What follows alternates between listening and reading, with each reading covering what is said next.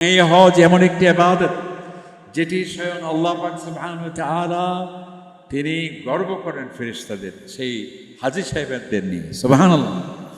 আল্লাহ তাআলা ইন্নাল্লাহা ইউবাহি বিআহলি আরাফাত, যারা আরাফাতে অবস্থান করে আল্লাহর মেহমান হাজী সাহেবরা তাদেরকে নিয়ে আল্লাহ পাক সুবহানাহু ওয়া তাআলা ফেরেশতাদের নিয়ে গর্ব করেন। কেন?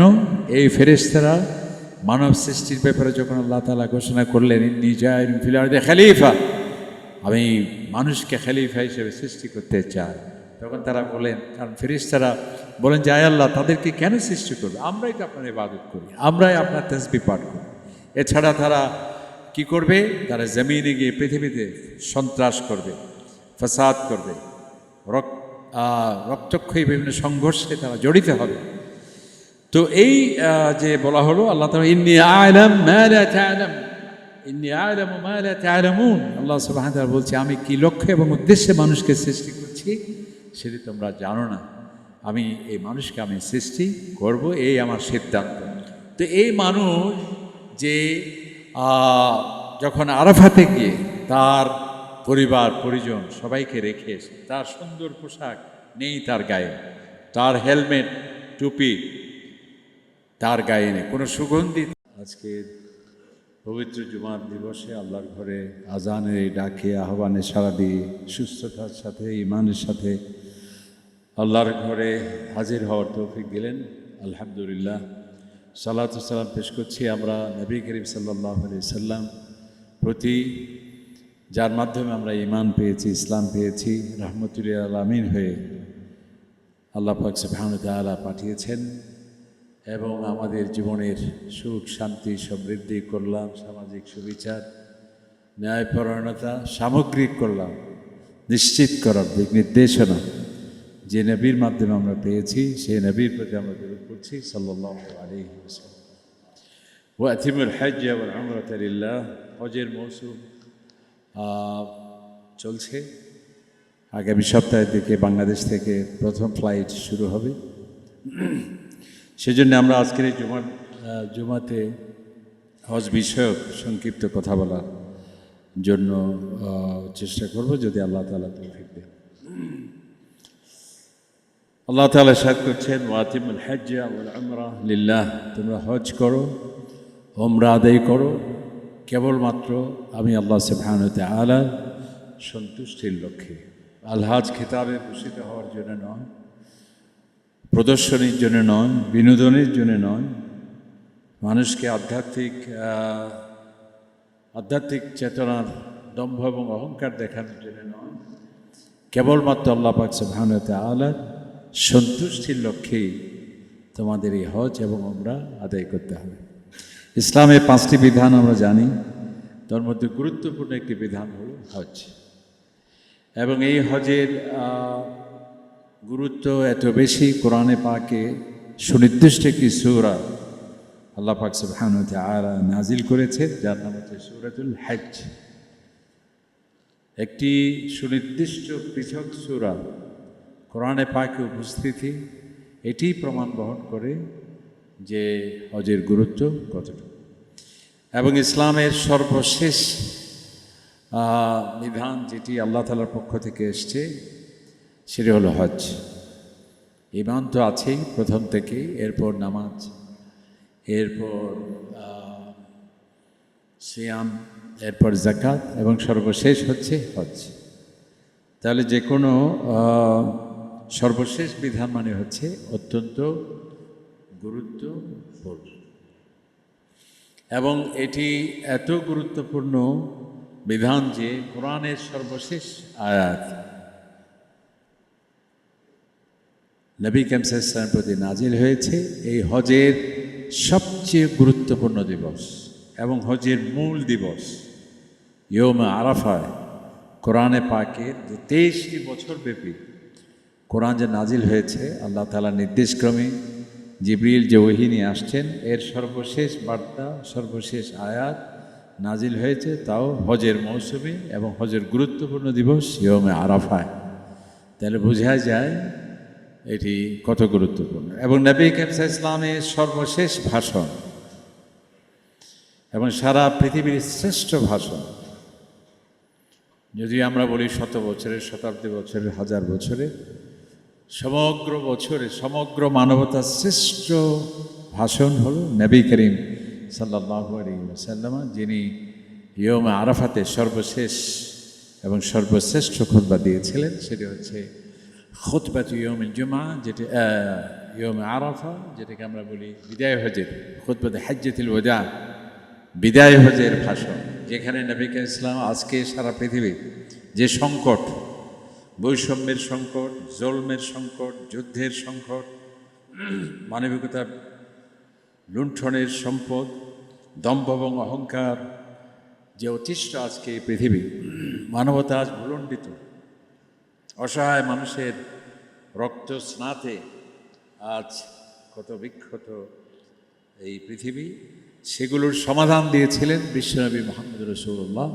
সাল্লাল্লাহু আলাইহি ওয়াসাল্লাম। আজকে আমরা তাণ্ডব এবং নারকীয় হত্যাযজ্ঞ দেখছে, সবাই যেন দর্শক গ্যালারিতে বসে উপভোগ করছে। নাউজুবিল্লাহ। কোনো এক সাহসী মানুষ নেই যে থামিয়ে দেওয়ার জন্য অন্তত কথা বলবে, দৃঢ়তার সাথে কথা বলবে। কোনো দেশের পক্ষে নয়, কোনো ভাষার পক্ষে নয়, কোনো সংস্কৃতির পক্ষে নয়, কোনো জাতির পক্ষে নয়, মানবতার পক্ষে, শান্তির পক্ষে একজন সিংহ শার্দুল দুঃসাহসী মেরুদণ্ড সম্বলিত কোনো লিডার আজকে অনুপস্থিত। অত্যন্ত দুঃখের বিষয়, পরিতাপের বিষয়। সবাই যেন এক অপূর্ব এক দৃশ্য যেন উপভোগ করছে। তো এই যে নারকীয় তাণ্ডব, হত্যাযজ্ঞ, দুর্বলের উপর সবলের যাতে অত্যাচার না হয়, সম্পদের কে কলাকৌশলের মাধ্যমে গরিবের রক্তচোষণ যাতে না হয়, যে মানুষের, কালো মানুষ যাতে সে অধিকার ভুলুণ্ঠিত না হয়, অবলা নারী যাতে ছিটকে না পড়ে, সম্মান এবং মর্যাদা থেকে সকল দিক নির্দেশনা দিয়ে সর্বশ্রেষ্ঠ ভাষণ দিয়েছিলেন বিশ্বনবী মুহাম্মদ রাসূলুল্লাহ সাল্লাল্লাহু আলাইহি ওয়াসাল্লাম, তাও এই হজের। তাহলে বোঝা যায় যে এই হজ কত গুরুত্বপূর্ণ। এবং হজের মূল আকর্ষণ হচ্ছে খানায়ে কাবা, বাইতুল্লাহ, আল্লাহ তাআলার ঘর। কোরআনে পাকে একাধিক জায়গায় এই ঘরের এত মর্যাদা। আল্লাহ তাআলা ইন্না আউওয়ালা বাইত উদিআ লিন-নাস লাল্লাযী বিবাক্কা, সর্বপ্রথম যেই ঘরটি নির্মাণ করা হয়েছে ইবাদতের জন্য, সেটি হলো খানায়ে কাবা, মসজিদে হারাম, যেটাকে কেন্দ্র করে হজ।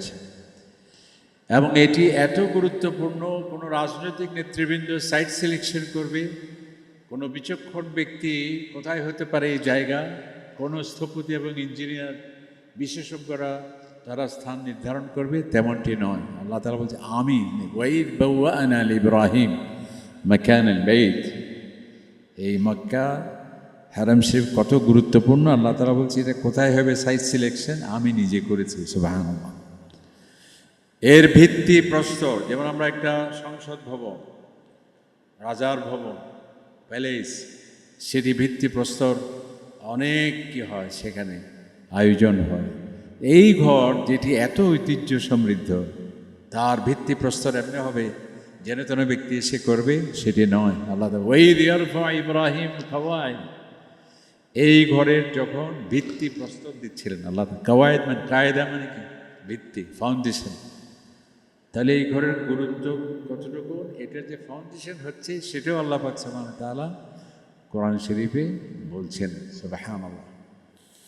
এবং এই ঘরের নির্মাণ কাজ যখন সম্পন্ন হয়েছে, কোনো একটা প্রোগ্রাম যখন শেষ হয়, একটি সমাপনী অনুষ্ঠান হয় যাতে মানুষের স্মরণীয় হয়ে থাকে, ঠিক এই কাজ যখন সম্পন্ন হলো এই ঘরের, আল্লাহ পাক সুবহানাহু ওয়া তাআলা হযরত ইব্রাহিম আলাইহিস সালাম তিনি কি করলেন, আল্লাহ তাআলার কাছে দোয়া করছে, রব্বানা তাকাব্বাল মিন্না ইন্নাকা আনতাস সামিউল আলিম, যে আল্লাহ আপনার নির্দেশে এই ঘর নির্মাণের আমি চেষ্টা করেছি, নির্মিত হয়েছে।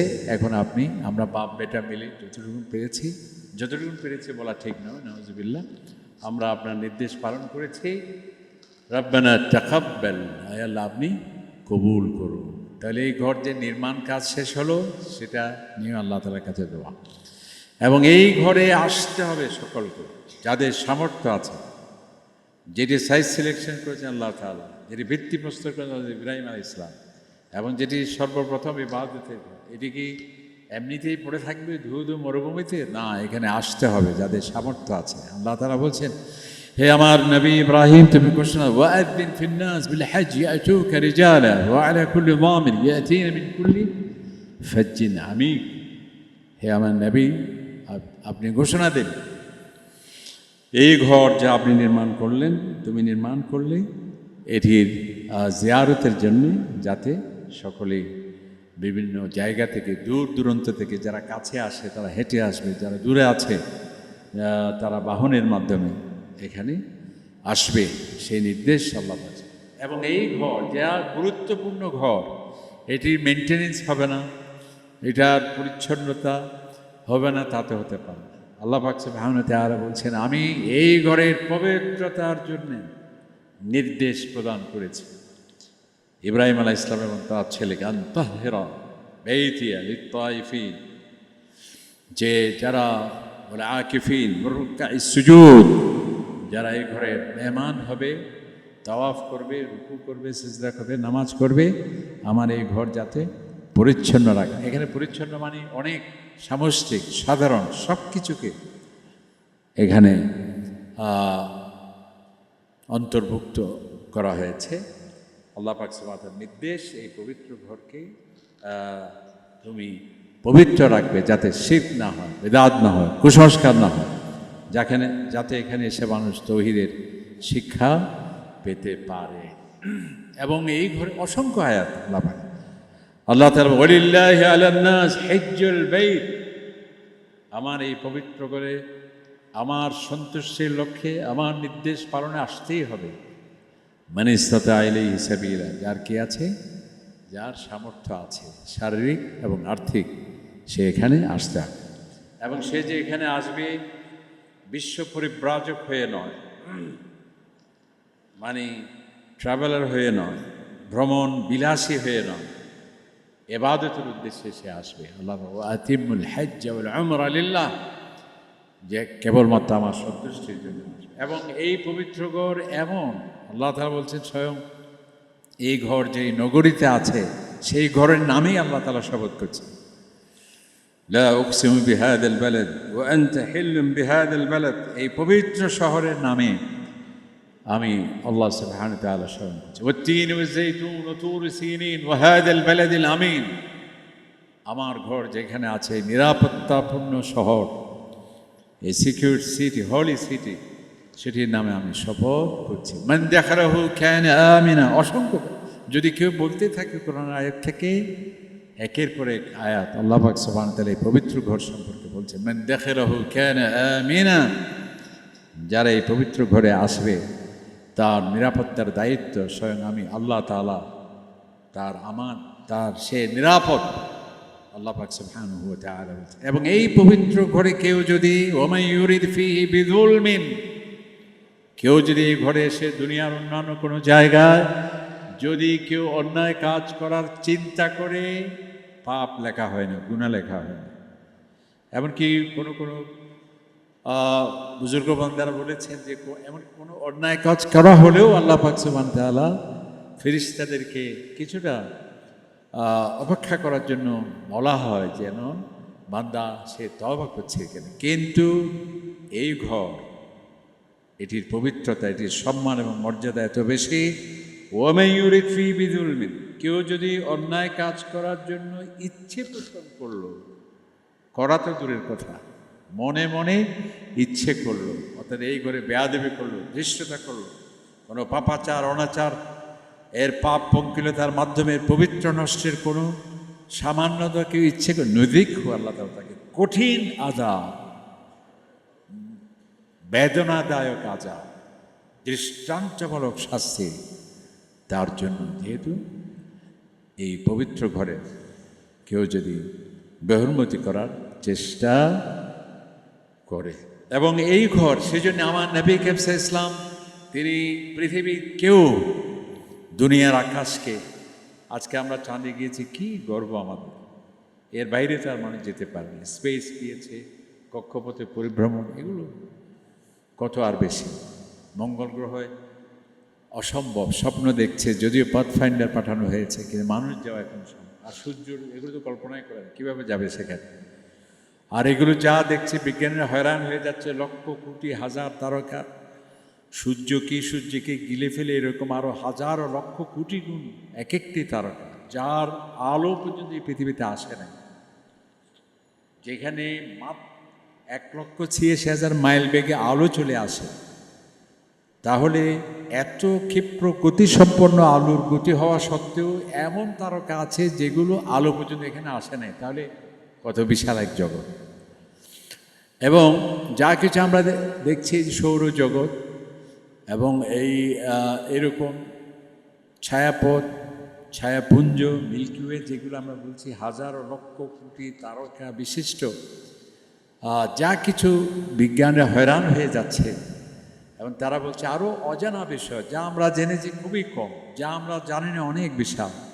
এটি হচ্ছে মাত্র, এগুলো সবগুলো কি দুনিয়ার আকাশ। আল্লাহ তাআলা বলছে ইন্না যায়্যানা সামা আদ-দুনিয়া বিজিনাতিল কাওয়াকিব। বিজ্ঞানী এখন যা বলছে, আমার নবীজি ১৫০০ বছর আগে সাহাবায়ে কেরামদের তিনি একটি লৌহখণ্ড মরুভূমিতে ফেললেন, বললেন যে এই যে দেখো,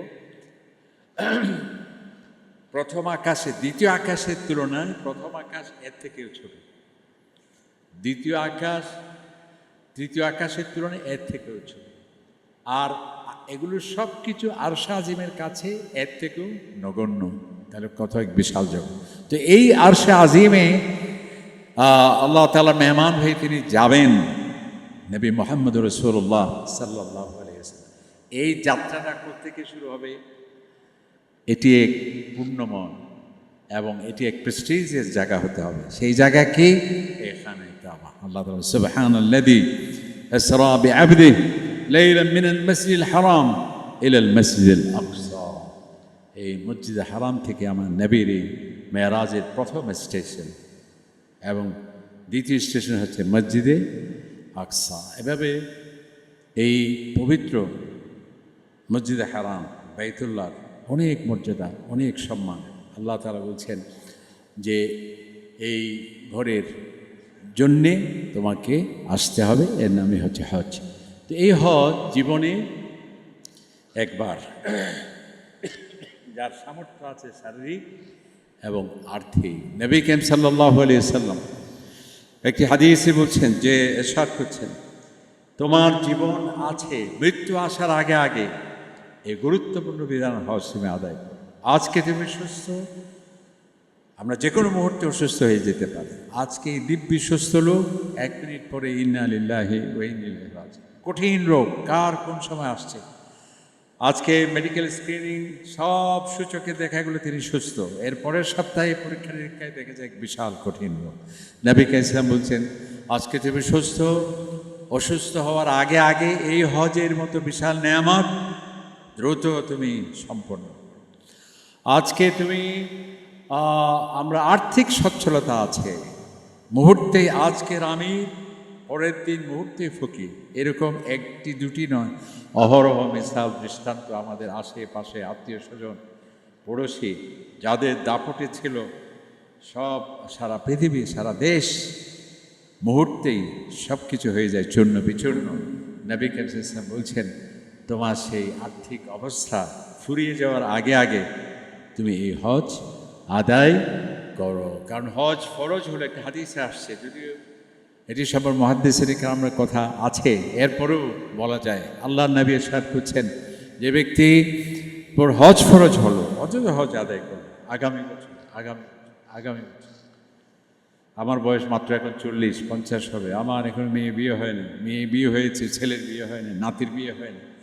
এভাবে করতে করতে শেষ পর্যন্ত আজরাইল পাসপোর্ট টিকিট এবং বোর্ডিং পাস নিয়ে রেডি, লাব্বাইক আল্লাহুম্মা লাব্বাইক, আর ইন্না লিল্লাহি ওয়া ইন্না ইলাইহি রাজিউন। এই ধরনের ব্যক্তি যারা ফালিয়ামুত ইহুদিয়া আও নাসরানিয়া, ঈমানের প্রতি তার মৃত্যু হবে কিনা সেটি আমার জানা নেই। নবী গেছে, এই জন্যে এই পবিত্র হজ অবশ্যই আমাদের আদায় করতে হবে। এটা কোনো নফল নয়, মুস্তাহাব নয়। এবং আগামী করতে করতে যাতে জীবন বাতি নিভিয়ে যাওয়ার আগে এই হজ আমাদের আদায় করতে হবে। এটি এমন একটি বিধান, নবী করিম আল হজ্জুল মাবরুর লাইসা লাহু জাযা ইল্লা আল জান্নাহ। হজ এমন একটি বিধান, এটি যদি কারো নসিব হয়ে যায় একমাত্র প্রতিদান জান্নাত ছাড়া কিছু হতে পারে না। সুবহানাল্লাহ। নবী করিম সাল্লাল্লাহু আলাইহি ওয়াসাল্লাম আরেকটি হাদিসে ইরশাদ করছে, আল হুজ্জাজ ওয়াল উম্মার ওয়াফদুল্লাহ। আমরা যে কোনো দেশের রাষ্ট্রপ্রধানের ইনভাইটেশন আমন্ত্রণ লিপি পেয়ে যায়, তার মেহমান হয়ে যায়। আমরা যদি আপনার ঘরে যাই মেহমান, আর যে আল্লাহর ঘরে যাচ্ছে বিদেশ অনেক দূর দূরান্ত থেকে আল্লাহ তাআলার আহ্বান পেয়ে, তাকে কি বলা হয়? আল্লাহর নবী বলছে আল হুজ্জাজ ওয়াল উম্মার, যারা হজ আদায় করতে আসবে, উমরা আদায় করতে আসবে, ওয়াফদুল্লাহ, আমার মেহমান। সুবহানাল্লাহ। যদি তারা আমার কাছে কোনো মেহমান যিনি মেহমান হওয়ার জন্য নিমন্ত্রণ করলেন, আমন্ত্রণ করলেন, দাওয়াত দিলেন, তার কাছে কিছু চেয়ে বসে না দিয়ে পারা যায়? আল্লাহ সুবহানাহু ওয়া তাআলা বলছেন, আমার মেহমান যখন আমার কাছে কিছু চাইবে, আজাবাহুম, তার ডাকে আমি সাড়া দেব। ওয়া ইন ইস্তাগফারুহু, আমার এই মেহমান অতীত জীবনকে স্মরণ করে তার পাপ পঙ্কিলতা এবং নেতিবাচকতায় ভরা তার এই জীবনের সীমাবদ্ধতাকে স্মরণ করে করে অশ্রু বিসর্জন করে আগামীতে সুন্দর জীবন গঠন করবে, এই প্রতিশ্রুতি যখন সে গ্রহণ করে আমার কাছে ইস্তিগফার করে, ফাগাফার লাহুম, আমি আল্লাহ সুবহানাহু ওয়া তাআলা গাফার লাহুম, তার ডাকে সাড়া দিয়ে তার গুনাহকে আমি ক্ষমা করে দিই। সুবহানাল্লাহ। এমনকি আরেকটি হাদিসে নবী করিম সাল্লাল্লাহু আলাইহি ওয়াসাল্লাম ইরশাদ করেছেন, মান হাজ্জা, যে ব্যক্তি হজ করলো, ওয়ালাম ইয়ারফুদ ওয়ালাম ইয়াফসুক, এবং এই হজ যেহেতু সে বিনোদনের জন্য আসে না, যেহেতু সে এখানে প্রদর্শনীর জন্য আসে না, এবং সে এমন একটি শহরে আসছে যে শহরের নামে আমি শপথ করছি, এমন একটি শহরে আসছে যেখানে 1 রাকাতে 1 লক্ষ রাকাতের সওয়াব, এমন একটি শহরে আসছে যেখানে আসলে তার নিরাপত্তার গ্যারান্টি আমি আল্লাহ তাআলা। সেই পবিত্র শহরে কেউ পাপাচার করলো না, অনাচার করলো না, ঝগড়া করলো না। হজের কথা যেখানে আছে এই কথাগুলো আছে। আল হাজ্জু আশহুরুম মা'লুমাত ফামান ফারাদা ফীহিন্নাল হাজ্জ ফালা রাফাথা ওয়ালা ফুসুকা ওয়ালা জিদাল। যারা এই পবিত্র হজ আদায়ের লক্ষ্যে আমার এই মক্কাতুল মুকাররমায় যারা আসবে, ফালা রাফাথ, কোনো গালাগালি না, কোনো পাপাচার না, ওয়ালা জিদাল, কোনো ঝগড়া না। এবং যেখানে হজের কথা আসছে এটা বলা হয়েছে, কারণ কি? যেখানে লক্ষ লক্ষ মানুষের সমাবেশ, যেমন যে কোনো দেশে আপনি অনুমোদন ছাড়া কী করা যায় না, শো ডাউন করা যায় না, বিক্ষোভ করা যায় না, বিশাল মানুষের সমাবেশ করা যায় না। কারণটা কি?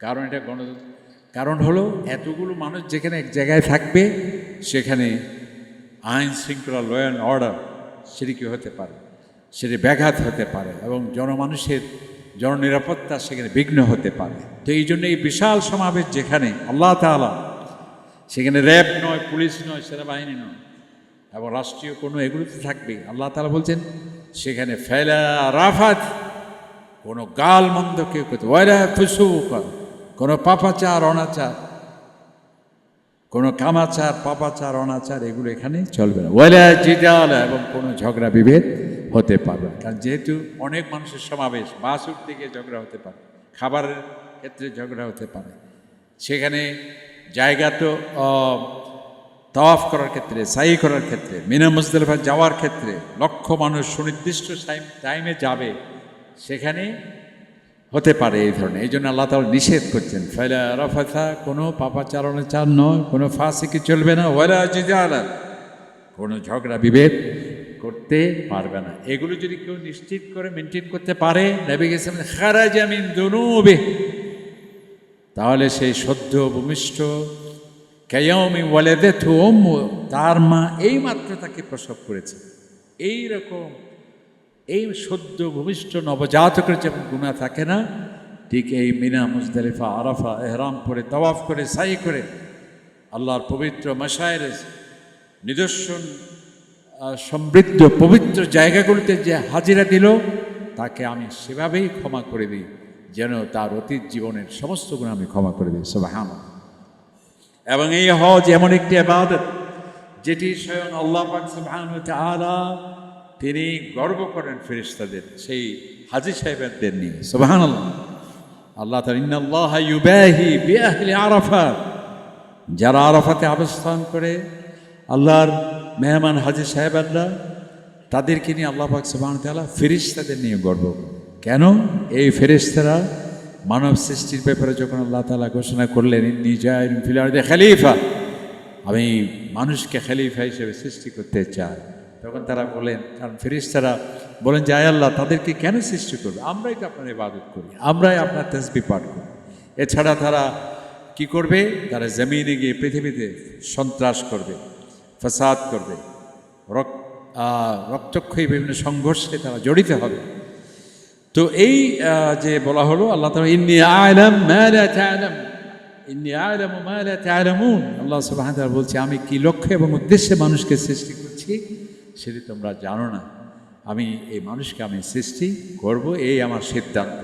তো এই মানুষ যে যখন আরাফাতে গিয়ে তার পরিবার পরিজন সবাইকে রেখে এসে, তার সুন্দর পোশাক নেই তার গায়ে, তার হেলমেট টুপি তার গায়ে নেই, কোনো সুগন্ধি তার গায়ে নেই, এবং তার উস্কু খুস্কু চুপ, তার আরাফার প্রান্তরে ধুলিময় তার শরীর, এবং ফকির এবং মিসকিন ভাব, সমস্ত দম্ভ অহংকার সব মাটির সাথে বিচূর্ণ করে সে আল্লাহ তাআলার ভয়ে যখন সে কাঁদছে এবং জান্নাত কামনা করছে, জাহান্নাম থেকে মুক্তি পাওয়ার জন্য আল্লাহ তাআলার কাছে আকুতি করছে, আল্লাহ পাক সুবহানাহু ওয়া তাআলা এই দৃশ্য নিয়ে ফেরেশতাদেরকে নিয়ে গর্ব করে, দেখো আমার বান্দারা যে তারা কিভাবে আমাকে না দেখে, তারা যে আমার জন্য এত আবেগ এত ভালোবাসা, ফেরেশতাদেরকে আল্লাহ তাআলা জিজ্ঞেস করেন তারা কি আমাকে দেখেছে? বলছে না।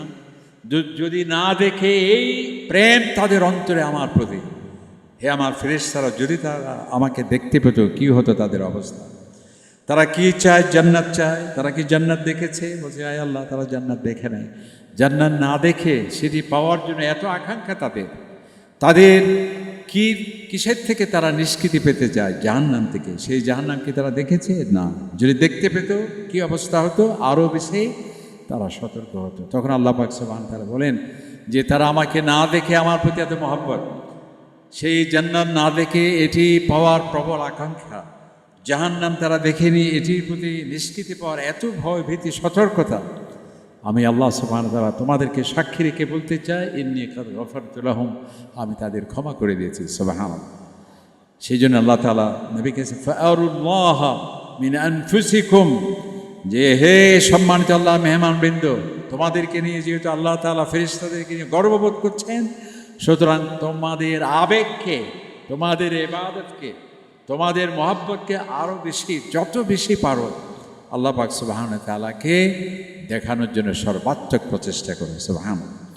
তা আসলে এই পবিত্র হজ আজকে আমরা শুধু ভূমিকাই বললাম যেহেতু সময় নেই, এটি আগামী বছর, পরের বছর, ছেলের বিয়ের পর, মেয়ের বিয়ের পর, নাতির বিয়ের পর এখনও সময় আছে। এই ধরনের আগামীতে না দেখে যখনই ফরজ হয়েছে আমরা তাৎক্ষণিক হয়তোবা যতটুকু সম্ভব, যত তাড়াতাড়ি সম্ভব এই ফরজ হজ যাতে আল্লাহ তাআলা আদায় করার সক্ষমতা এবং নিয়তের বিশুদ্ধিতা, সেই হারামাইন শরীফাইনের প্রতি আমাদের অন্তরে ভালোবাসা মহব্বত এবং ইসলামের যেখান থেকে অভ্যুদয় স্থল সেটি দেখার জন্য প্রবল আকাঙ্ক্ষা, যার মাধ্যমে আমরা ঈমান পেয়েছি, ইসলাম পেয়েছি, সেই নবীর পবিত্র জন্মভূমি মক্কাতুল মুকাররমা, সেই নবীর আছেন যেখানে পবিত্র মদিনা মুনাওয়ারা, এবং তার প্রতি অসম যুদ্ধ, একের পর এক রক্তক্ষয়ী যুদ্ধ যেখানে চাপিয়ে দেওয়া হয়েছিল, সেই ঐতিহাসিক স্থানসমূহ দেখা আশা আকাঙ্ক্ষা